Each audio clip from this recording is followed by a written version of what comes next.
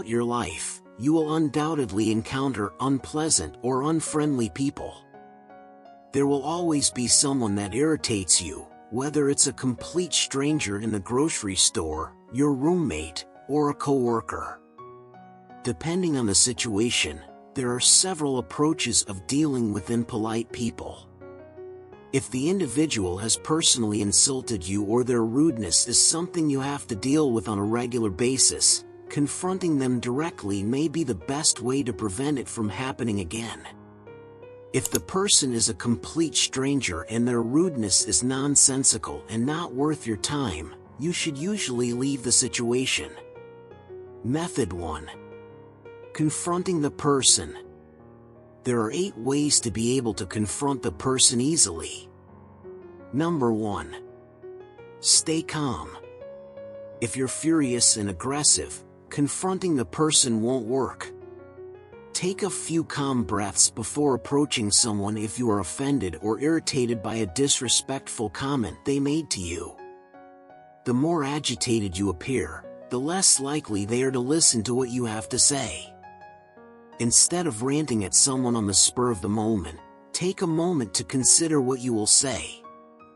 They will be less likely to argue back if you demonstrate that their unpleasant remark has not affected you. Being the bigger person implies that you are self-assured and in command of your emotions. Don't get into a physical fight or dispute with them, this will just make matters worse. If you're afraid you'll lash out, bring a companion along to keep you in check. Number 2. Be direct. Avoid using ambiguity or being passive-aggressive. Face them directly, make eye contact, and get right to the point about what they did that irritated you. They won't be able to learn from their error if they don't know what they did. If someone cuts in front of you in line at the grocery store, don't sigh and roll your eyes in the hope that they will notice. Address them directly by stating something like, "Excuse me, but I think I was in front of you in line," or "I'm sorry, but the line starts back there." Number 3. Use humor. If you are uncomfortable calling someone out on their rudeness in a serious manner, utilize humor to relieve tension. If someone next to you on the metro is loudly chomping on their sandwich and making a mess, grin and casually say something like, "Wow, you're really enjoying that, aren't you?" with a giggle. If they don't get it, ask, "Would you mind chewing a little less loudly?" Make sure your comedy is lighthearted and not snarky or passive-aggressive. Maintain your friendliness and grin. You want your remark to come across as a joke that both of you can laugh at, not as a sassy remark that sparks an argument. Number 4. Be polite. Kindness is the most effective technique to combat rudeness. Be the bigger person and refuse to lower yourself to their level by being disrespectful in response. Maintain a respectful and not sassy tone of speaking. Smile. So that others do not become defensive, state things from your point of view or from an objective point of view. Use the phrases "please" and "thank you." These are powerful words. Try stating something like, "Please stop, I find that rude and insulting." "I don't like your attitude," or "There's no need for such aggressive, rude, insulting, etc. remarks here. Thank you very much. People who are impolite frequently have something bothering them. Their rudeness could be a cry for aid, or they could be looking for an understanding ear. Whether you know the person well enough, ask them whether they are bothered by anything or if they require assistance. However, make sure it does not come across as snarky. "I've noticed you've been acting more uptight, tense, etc. lately." Try stating, "Is everything all right? Is there anything I can do to assist you?" Recognize that another person's rudeness may have nothing to do with you.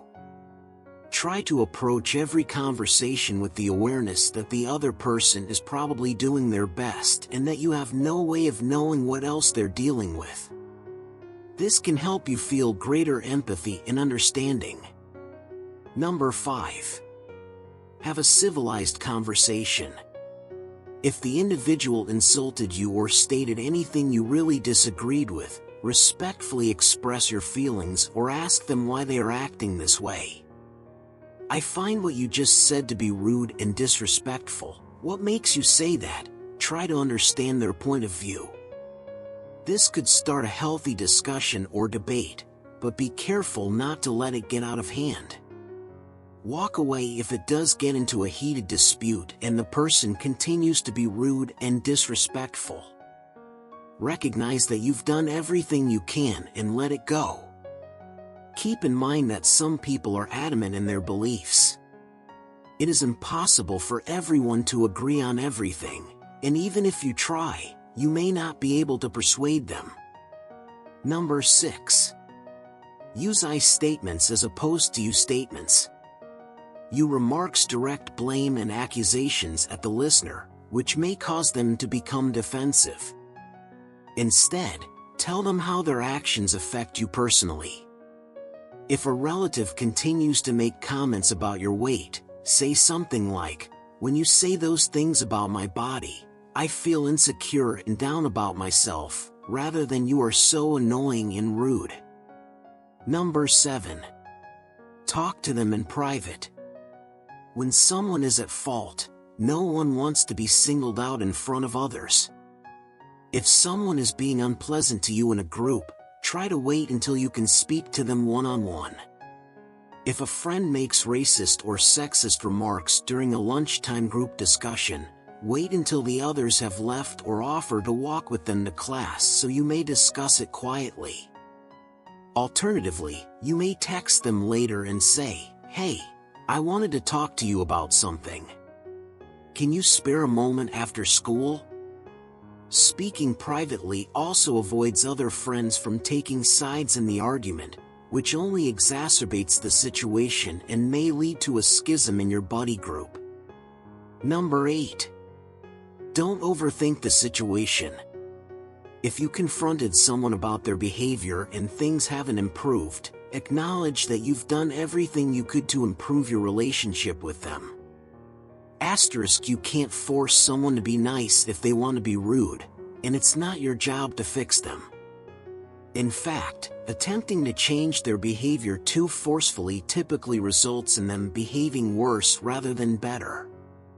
Sometimes you just have to accept people's rudeness, acknowledge that it's not your fault, and let them figure out their own answers.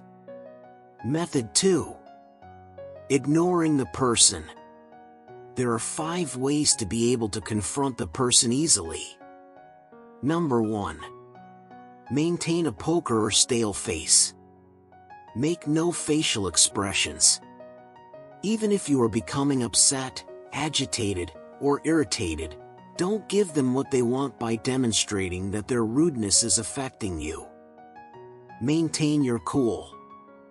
If you find yourself losing your temper, close your eyes and take a deep breath. Maintain a straight face or opt for a blank expression on your face, disengaging entirely from the individual and demonstrating that they are not worth your time. Number 2. Cut off direct eye contact.